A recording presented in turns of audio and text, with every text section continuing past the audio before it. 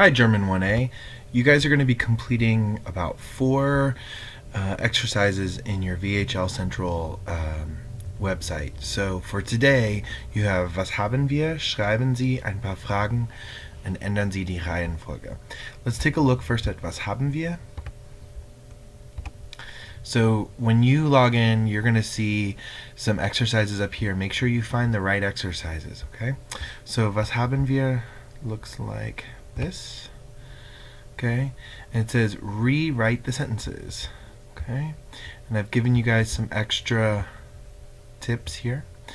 Das ist ein Rucksack. So you're supposed to rewrite the sentence with Peter as a subject. So Peter hat einen Rucksack. Okay, but what if I didn't get the right article here? What if I just wrote ein?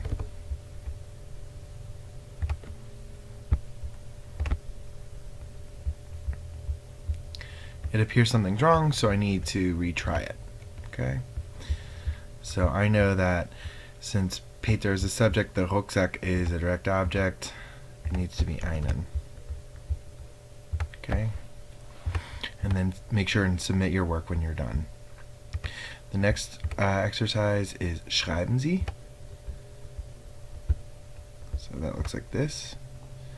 Okay, and it says complete each sentence with the words you hear. So you click here on the play button and it plays sound, and you just fill in the subjects and verbs, the forms of haben. So hat die Karte von Deutschland was the full sentence. After that, we have ein paar Fragen. That's under word order. Again, you're going to be navigating from your home screen, but I have to navigate it differently. Ein paar Fragen. Okay, it says write out the questions.